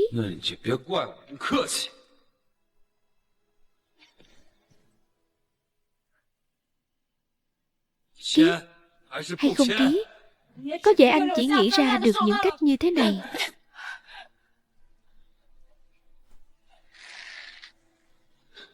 Mộng Đình,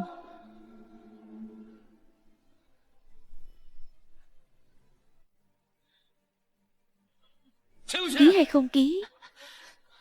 Nằm mơ đi, tôi chết cũng không ký. Buông mẹ ra. Cút đi. Thiên Thiên, Cố Yến Minh, anh thật bạc tình. Thiên Thiên là con gái ruột thịt của anh mà. Thì sao chứ? Văn Văn sắp sinh cho tôi một quý tử rồi. Tao giẫm mày. Mộng Đình, anh sẽ phải trả giá cho tất cả những gì anh đã làm hôm nay. Được thôi, còn dám cứng miệng à? Thế mày còn chịu đựng đến bao giờ? Ký đi, mau ký đi, ký đi. Tôi xem ai dám động vào con gái tôi.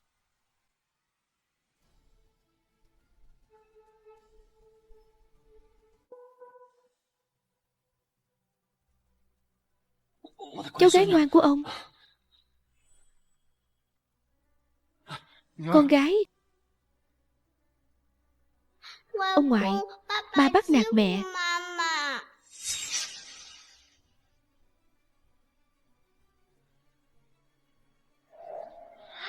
Lý Tổng, ngài đến đúng lúc lắm. Chính là người phụ nữ này cứ gây rối, phá hoại lễ ký kết. Hỗn xược. Ông làm gì vậy? Cô Trần là tiểu thư nhà họ Trần, người giàu nhất Hải Thành. Cô dựa vào đâu mà nói xấu cô ấy như vậy? Cái gì? Sao có thể như vậy được? Cô ấy là tiểu thư nhà họ giàu nhất. Không thể nào. Sao cô ta có thể là con gái của người giàu nhất được? Mấy người vừa rồi chắc chắn là người mà cô ta thuê đến đóng kịch. Cố Yến Minh, Cố gia các người gan lớn thật đấy. Con gái cưng của tôi cũng dám bắt nạt. Lý Tổng, giải thích cho tôi. Dự án mà tôi đích thân làm cho con gái tôi, tại sao lại có nhiều người không liên quan đến mạo danh như vậy? Trần Tổng, là tôi suy nghĩ chưa chu đáo. Đáng lẽ ra hợp đồng này nên do chính tay tôi giao cho cô Trần. Không ngờ lại thành ra thế này. Là tôi có lỗi. Xin lỗi.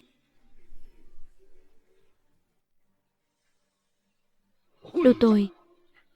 Xem đây là việc tốt anh làm đi. Cô Trần, là tôi có mắt như mù. Họ đều nói Hứa Văn Văn là thiên kim của người giàu nhất. Tôi nhất thời hồ đồ đã tin lầm. Hứa Văn Văn, em đã nói dối tôi. Cái gì mà con gái nhà tài phiệt tất cả đều là giả. Yến Minh, em không cố ý. Em chỉ là quá yêu anh thôi. Ông thông gia, chúng tôi vẫn luôn coi Mộng Đình như con gái ruột của mình. Vừa nãy chỉ là đùa thôi. Thông gia, bà cũng xứng sao? Con gái tôi 6 năm qua chịu bao nhiêu ấm ức. Tôi sẽ tính toán rõ ràng với anh từng chút một.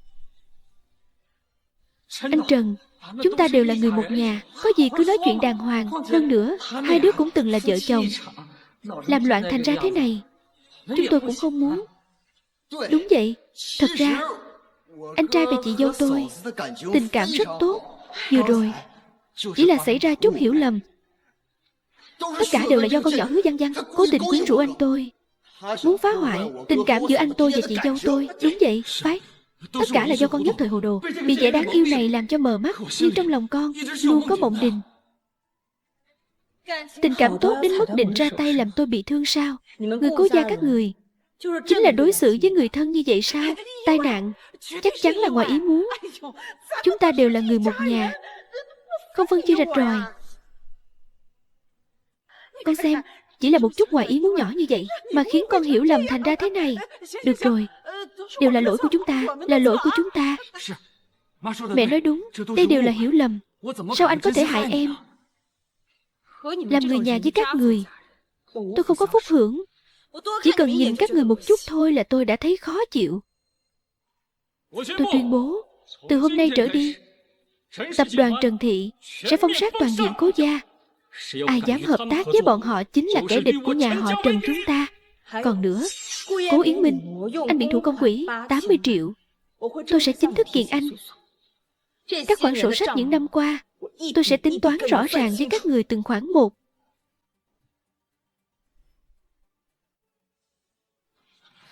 Vợ ơi em tha thứ cho anh. Tất cả là do anh bị cô ta lừa.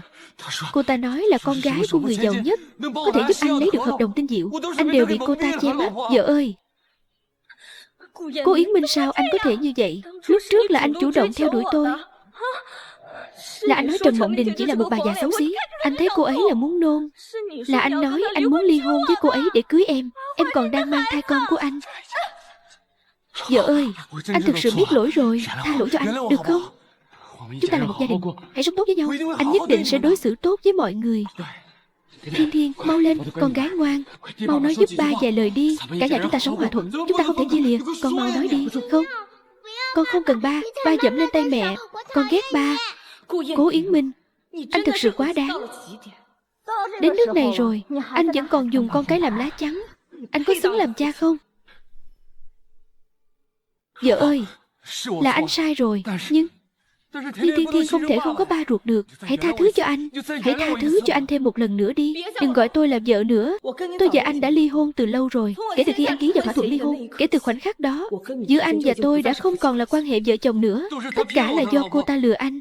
Lúc đó anh bị tức đến mất trí, nên mới bị cô ta xúi giục ly hôn. Đây không phải là ý muốn của anh. Vợ ơi, Cố Yến Minh, đến nước này rồi mà anh vẫn không biết mình sai sao. Trong mắt anh, người sai luôn là người khác. Là Hứa Văn Văn xúi giục anh ngoại tình à? Hay là tôi xúi giục anh biển thủ công quỹ? Dám làm không dám nhận. Anh là đàn ông kiểu gì vậy? Mộng Đình, thật sự là em anh rồi. Anh biết rồi. Anh xem, Thiên Thiên còn nhỏ thế này, nó không thể không có ba được. Cho anh thêm một cơ hội nữa đi. Anh hứa sẽ dùng phần đời còn lại để bù đắp cho mẹ con.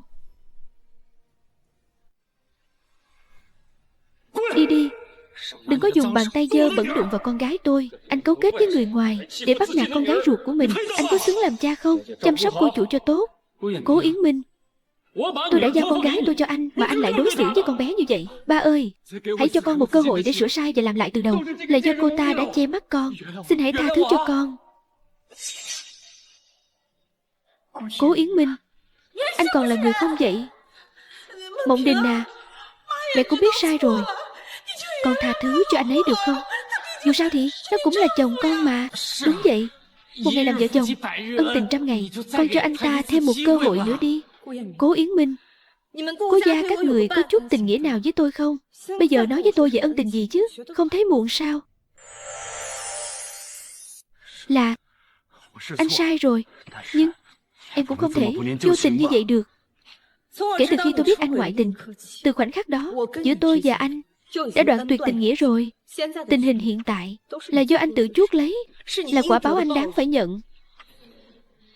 Được, nếu em không nể tình xưa. Được. Sau khi ly hôn, tài sản nhà cô cũng phải chia cho tôi một nửa. Kể cả tài sản trước hôn nhân cũng phải chia cho tôi.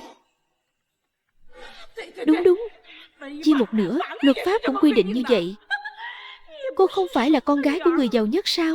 Chia cho chúng tôi một nửa cũng phải mấy tỷ đấy chứ. Cố gia chúng ta sắp phát tài rồi. Đúng vậy. Đây là phần xứng đáng con trai tôi nhận được. Coi như là tiền bồi thường tổn thất thanh xuân 6 năm của nó. Nghe thấy chưa hả? Mau đưa hết những thứ gì trên tay cô đi. Cổ phiếu bất động sản à? Đem hết ra, chia đôi với chúng tôi. Không ngờ đến cuối cùng lại bị anh tôi chơi một vố. Cố Yến Minh, đến nước này rồi, anh vẫn còn mơ mộng hão huyền à? Được thôi. Vậy tôi nói cho anh biết, tất cả tài sản cá nhân dưới tên tôi đều đã chuyển sang tên ba tôi rồi. Tôi ngoài công ty tồi tàn này thì chẳng còn tài sản chung nào để phân chia cả. Đúng vậy. Tôi đã sớm nhìn ra tâm địa của anh không tốt. Để đề phòng việc anh nhòm ngó gia nghiệp nhà họ Trần của tôi, Mộng Đình đã chuyển hết tài sản trước khi kết hôn rồi. Cái gì? Thì ra các người đã tính toán tôi từ sớm rồi. Cái gì? Nhiều tiền như vậy mà mất rồi. Con vịt đã đến miệng lại bay mất rồi. Không thể nào, không thể nào. Cô đang nói bậy đấy. Tôi sẽ kiện cô vì tội tẩu tán tài sản chung của vợ chồng. Hai người có phải đang hợp tác để hại chúng tôi à? Xạo quá đi. Trần Mộng Đình, chị đúng là tâm cơ. Chị có phải cố ý gài bẫy anh trai tôi không? Anh à, cô ta nói gì cũng đừng tin. Phải kiện cô ta. Nhất định phải kiện cô ta. Ăn vào bằng cách nào thì phải nhả ra cho tôi bằng cách đó. Muốn thoát thân dễ dàng như vậy không thể nào. Cố Yến Minh, đến giờ này mà anh vẫn chưa hiểu. Con gái tôi lấy công ty ra chỉ là để anh luyện tay năm đó thôi. Năm đó ta đã nghĩ đợi anh trưởng thành có năng lực rồi sẽ giao tập đoàn Trần Thị cho anh quản lý. Không ngờ anh lại giẫm đạp lên nó mà leo lên. Việc đầu tiên là phản bội nó. Cho nên Cố Yến Minh, đừng mơ tưởng những thứ không thuộc về anh nữa. Tôi khuyên anh thà nên nghĩ kỹ. Về quãng đời còn lại ở tù sẽ sống thế nào. Dù sao thì anh cũng đã lợi dụng chức quyền biển thủ 80 triệu. 80 triệu vào tù à? Nhiều tiền như vậy mất hết rồi. Tôi còn mất trắng một đứa con trai. Xong rồi, nhà tôi tan nát hết rồi. Hết rồi. Tất cả đều mất hết rồi. Tất cả là tại cô. Tất cả là tại cô gây ra đó. Tại sao lại là tại cô hết vậy? Tất cả là tại cô làm tôi ra nông nỗi này, khiến tôi mất hết tất cả. Xử lý nó cho tôi. Bàn tay vào. Sinh ra mày là sao chổi. Tao phải xử mày. Vợ ơi, vợ ơi, anh thực sự không thể ngồi tù. Cho anh thêm một cơ hội nữa đi vợ. Em cho anh thêm một cơ hội nữa. Chúng ta đi thôi. Vợ ơi, anh không thể đi tù được đâu vợ. Vợ ơi, vợ ơi em đừng đi mà. Thiên Thiên, vợ ơi, ba vợ.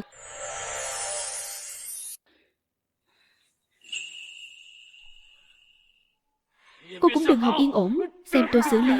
Đáng ghét. Đồ đáng ghét. Đáng ghét. Đừng đánh nữa em van xin anh. Đừng đánh nữa. Đừng đánh nữa em xin anh. Đừng đánh nữa. Em xin anh đừng đánh nữa. Em có cách khiến cô ấy thay đổi ý định. Cô có cách à? Cách gì vậy? Thế giới này không có người mẹ nào lại không yêu thương con mình cả. Cái con Trần Mộng Đình đó, nó coi đứa bé còn quan trọng hơn cả mạng sống. Tìm cơ hội chúng ta đưa nó đi. Chỉ cần đứa bé còn nằm trong tay chúng ta, bảo cô ta rút đơn kiện, bảo cô ta trả lại toàn bộ tài sản. Cô ta dám không nghe sao? Cô ta rồi sẽ thay đổi ý định thôi. Đúng vậy. Thiên Thiên là điểm yếu duy nhất của Trần Mộng Đình. Bắt được Thiên Thiên, tất cả mọi thứ sẽ là của tôi. Nghĩ cách đi. Nghĩ xem trói thế nào. Trần Mộng Đình, là cô đã ép tôi đến bước đường này. Là cô đã khiến tôi mất hết tất cả. Tôi thề nhất định phải khiến cô phải trả giá. Để cô cũng nếm thử cảm giác đau đớn đến mức gần như không chịu nổi.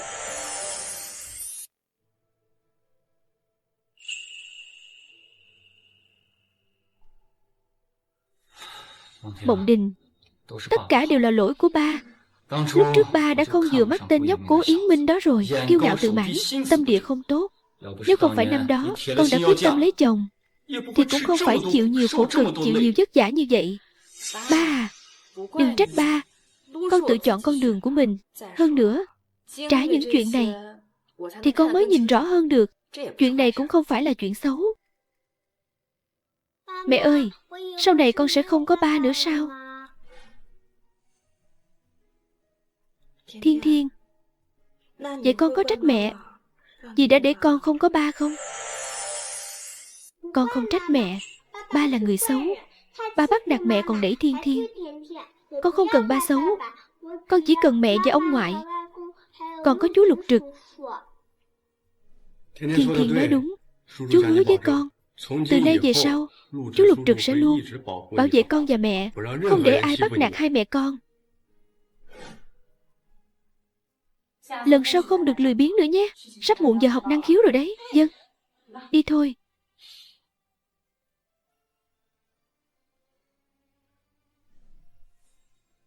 Sao anh lại đến đây? Tôi đưa Thiên Thiên đi học lớp năng khiếu đây. Tuyệt quá. Chú Lục Trực là người tốt nhất. Vợ ơi, Thiên Thiên.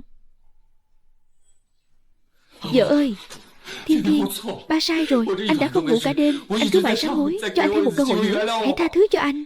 Thiên Thiên mau, ngồi xuống giúp ba. Xin mẹ, nhanh lên. Con không muốn. Con ghét ba. Ba đi đi.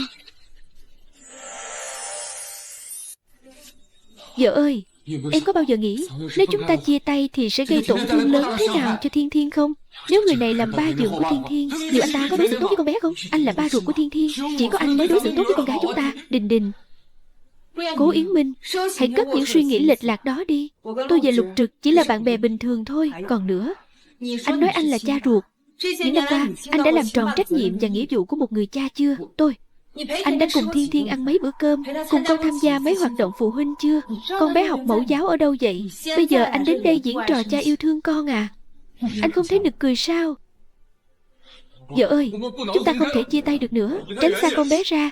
Nếu không đừng trách tôi không khách khí. Được. Trần Mộng Đình không muốn tôi yên ổn thì cô cũng đừng hòng sống yên.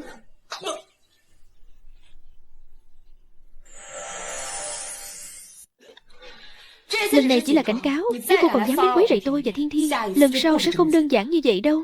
Tôi sẽ khiến anh hối hận vì đã xuất hiện trên thế giới này. Chúng ta đi thôi. Tự làm tự chịu. Trần Mộng Đình thật không phải dạng dừa dám đối xử với tôi như vậy. Cô cứ chờ đấy. Tôi tuyệt đối sẽ không tha cho cô. Tôi muốn cho cô nếm thử cảm giác đau đến mức không muốn sống.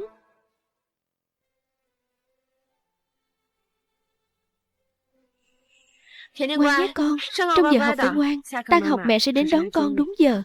Vâng. Mẹ tạm biệt. Chú Lục Trực tạm biệt. Đi đi con.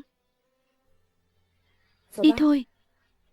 Cú đá vừa rồi đủ hiểm, đủ hả giận. So với những gì hắn đã làm với tôi thì chuyện này chẳng là gì. Cô Yến Minh e là sẽ không dễ dàng bỏ qua đâu. Vậy thì tôi cũng sẽ không để anh ta yên.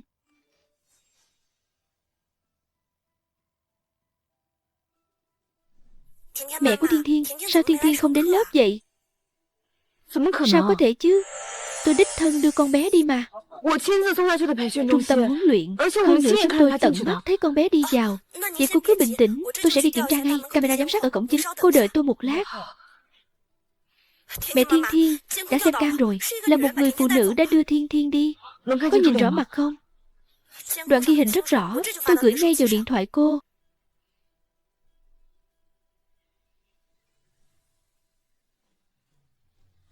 Hứa Văn Văn.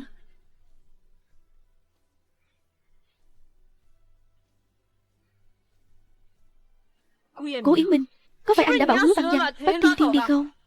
Thiên Thiên bây giờ đang ở đâu? Là tôi. Không sai. Muốn gặp cô ấy thì một mình đến nhà kho ngoại ô. Nhớ kỹ, chỉ một mình cô đến. Nếu dám báo cảnh sát thì cô cứ chờ hậu quả đi. Cố Yến Minh, thật đốn mạc. Sao thế? Thiên Thiên bị bọn họ bắt đi rồi. Bây giờ tôi phải đến nhà kho ngoại ô một chuyến. Mộng Đình, cậu không thể đi một mình. Nguy hiểm lắm. Họ chỉ cần một mình tôi. Thiên Thiên đang ở trong tay họ. Tôi không dám đánh cược đâu. Thiên Thiên.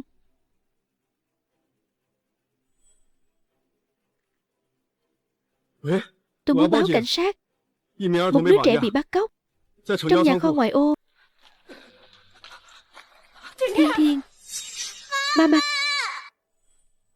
Đừng sợ. Mẹ đến rồi. Mẹ đến rồi. Mau thả con gái tôi ra. Mộng Đình, đừng vội chứ. Ba chúng ta mới khó khăn lắm mới được ở bên nhau. Trước đây là do anh mê muội, đều bị cô ta lừa. Chúng ta tái hôn được không? Anh hứa sau này anh sẽ đối tốt với em và Thiên Thiên. Tái hôn? Tôi nhìn thấy anh là thấy khó chịu. Không thể nào. Nói thẳng đi. Rốt cuộc các người muốn gì? Nếu em không tái hôn thì đừng trách tôi không khách khí. Tôi muốn 500 triệu. Đưa tôi 500 triệu tôi sẽ thả con gái cô. 500 triệu. Cố Yến Minh, tôi thấy anh mất trí rồi. Tôi mất trí rồi. Là do cô ép tôi đấy. Tôi ngoại tình thì sao chứ? Tôi chỉ ngoại tình thôi mà. Thế mà cô lại muốn hủy hoại tất cả của tôi. Được thôi, không cho tôi sống yên ổn thì đừng ai mong sống yên ổn. Đưa tôi 500 triệu, tôi sẽ thả con gái cô. Thế là công bằng. Được, tôi đồng ý với anh. Nhưng giao dịch số tiền lớn cần phải đến ngân hàng tự mình làm. Hay là thế này, anh thả con gái tôi ra trước đi. Dù sao nó cũng là con gái ruột của anh. Tôi chuyển cho anh 50 triệu trước. Số tiền còn lại tôi sẽ đến ngân hàng chuyển ngay cho anh. Thế nào?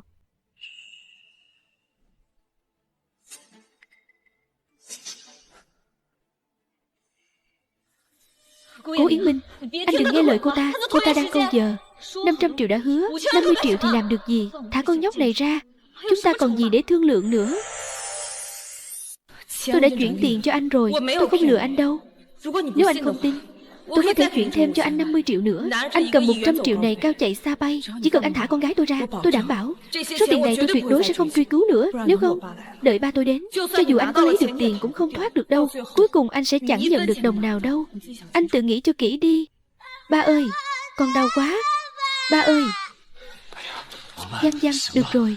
Biết dừng lại là tốt rồi. 100 triệu là đủ rồi. Mau đi đi, Cố Yến Minh. Anh mất trí rồi. 100 triệu anh đã hài lòng sao? Gia sản lớn như nhà họ Trần, 500 triệu đã là quá rẻ cho cô ta rồi. Anh quên trước đây của chúng ta lên kế hoạch rồi à? 500 triệu sắp vào tay mà lại bay mất rồi. Anh có cam lòng không? Giang, 100 triệu là đủ cho chúng ta tiêu xài cả đời rồi. Biết dừng lại đúng lúc đi. Mau về đây, con ơi mau. Không thể đưa cho bọn họ. Nếu Cố Yến Minh lấy được tiền liệu có chia cho tôi không? Sẽ không đâu. Tôi chẳng còn gì cả. Cũng không thể để cho bọn họ sống yên ổn. Đừng nhúc nhích. Em mất trí rồi. Giang, mau bỏ dao xuống. Em làm gì vậy? Đang làm gì? 100 triệu. Cố Yến Minh. Mơ đi. Trần Mộng Đình, nghe đây. Bây giờ lập tức chuyển cho tôi thêm 100 triệu nữa. Chuyển vào thẻ ngân hàng của tôi. Thiếu một xu, tôi sẽ xử lý nó ngay. Cô điên rồi. Hứa Giang, đó là tiền của tôi. Của anh. Cố Yến Minh, anh nằm mơ đi. Số tiền đó có phần của tôi. Bây giờ mau chuyển cho tôi. Nếu không thì tất cả cùng chết. Bây giờ tôi chuyển cho cô bình tĩnh trước đã. Đừng làm tổn thương con bé. 6.281 tiện nhân. Lấy tiền của tôi à? Lại đây, các người cũng đừng hòng sống yên ổn. Thiên. Hứa Giang, cô mất trí rồi. Dám động vào một đứa trẻ. Anh buông tôi ra. Anh không tha cho tôi. Chúng ta cùng chết. Làm gì vậy? Ba ơi, đừng lại gần. Thiên, đừng lại đây. Buông tôi ra.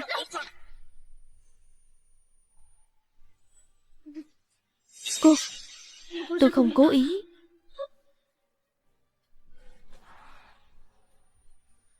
Cố Yến Minh, tất cả là tại anh hại tôi. Mọi người cùng chết đi. Cảnh sát không được nhúc nhích. Các người làm gì vậy? Buông tôi ra. Buông tôi ra. Thiên đừng sợ. Mẹ ở đây.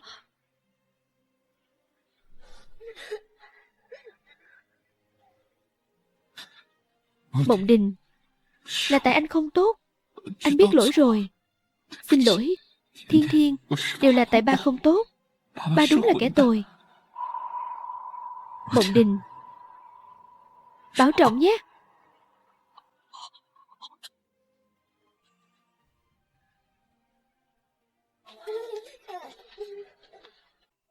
Trần Tổng,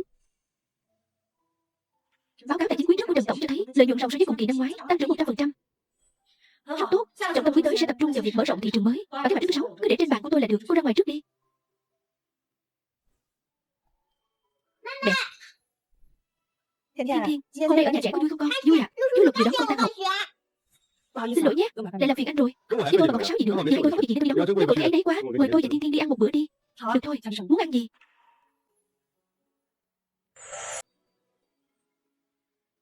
Mộng Đình, anh thấy Thiên cũng rất thích anh. Hay là để anh làm ba của Thiên đi. Anh muốn chăm sóc hai mẹ con.